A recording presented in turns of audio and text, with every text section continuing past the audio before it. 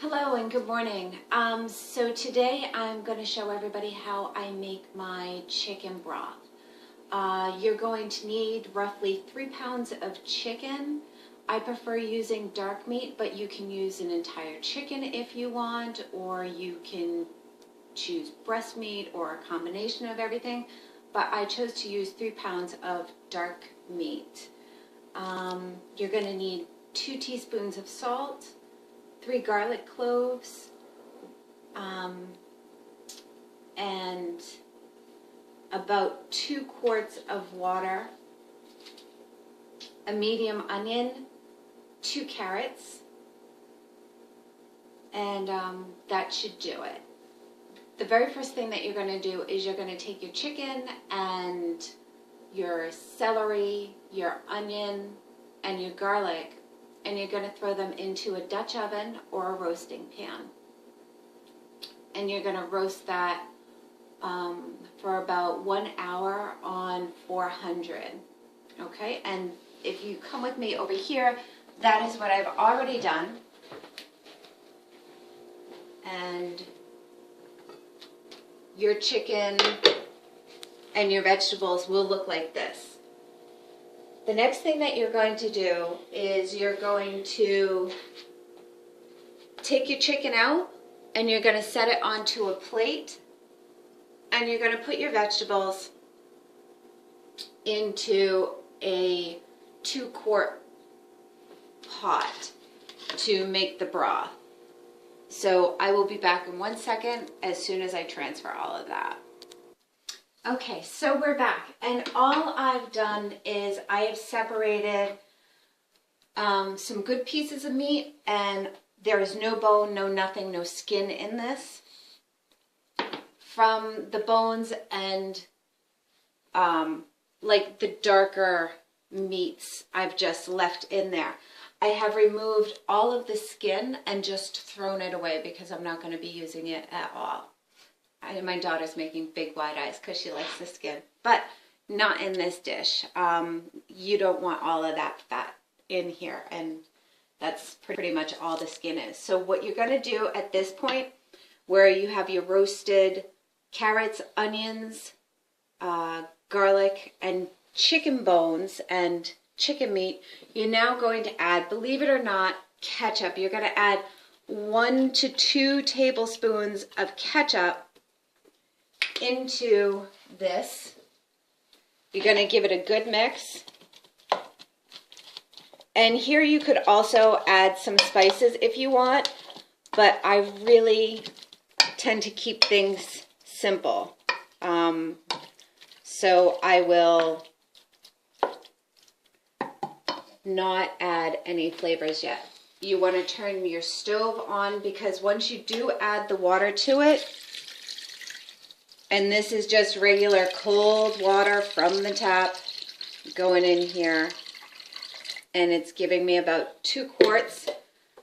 I'm gonna once again give it a good stir, and you're gonna let this get up to a boil, and then you're gonna turn it down.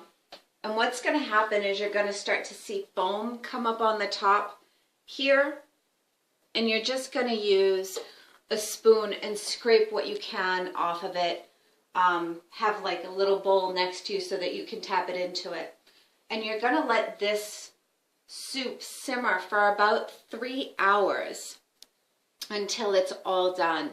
And you're going to check on it once in a while, and you're going to add more fluid so it stays at your fluid line. I'm actually going to add a little bit more water into it, so I can get some more broth out of it. I'm going to probably bring it up to where the 2 dots are on the handle. And like I said, let this go for about 3 to 4 hours, and checking back and skimming off the top. And when this is done, I'll be back to show you what it looks like. Okay, so we're back now, and this is what it will look like when you've brought it up to a boil. You'll see the foam, and all you're going to do is you're going to take a spoon, and you're just going to go around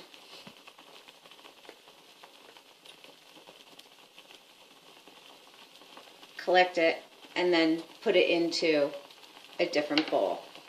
So this is starting to boil now. So what you want to do is you want to turn this down probably to medium low, and you want it to simmer.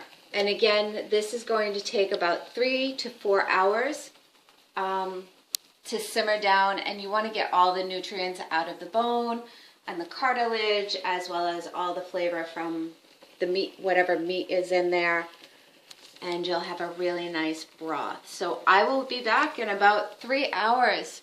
Remember, keep checking on it.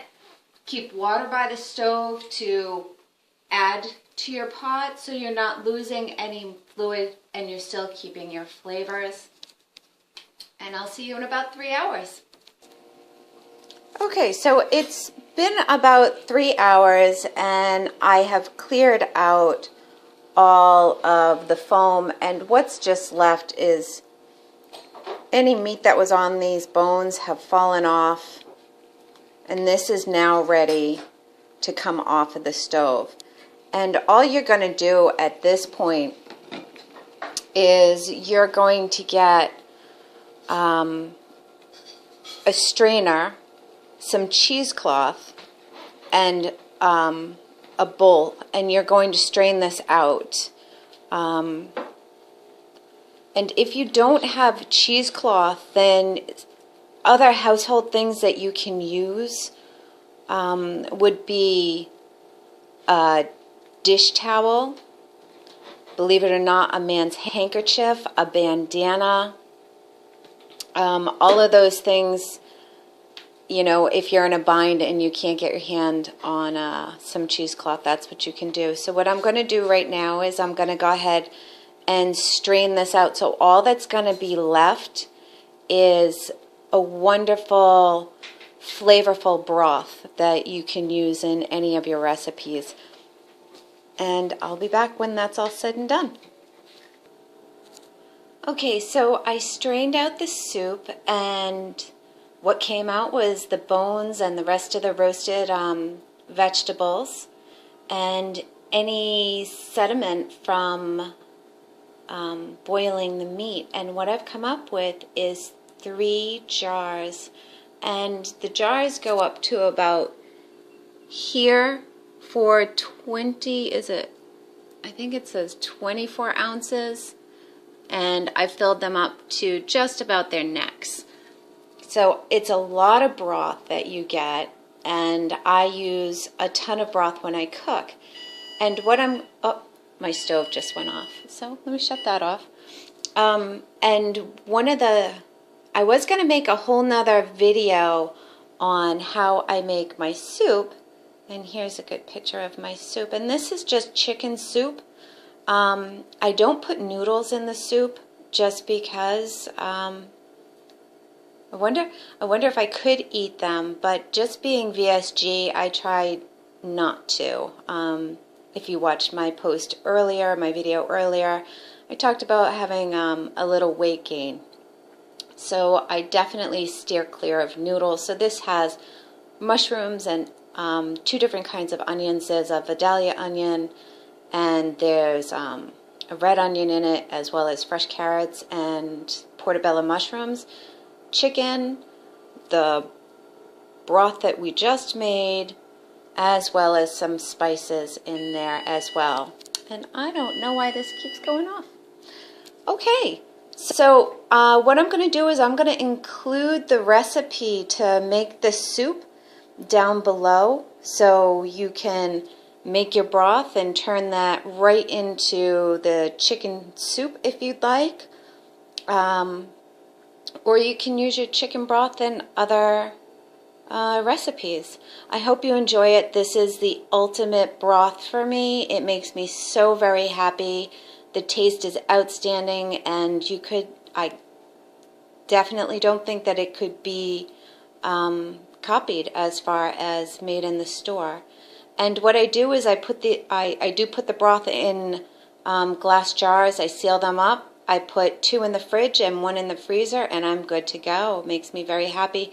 But please don't put these into your fridge until they've reached room temperature. Then all 3 go into the fridge, And once they're all cold, you can take the one that's cold and go ahead and put that into the freezer. I've never had glass break by doing just that.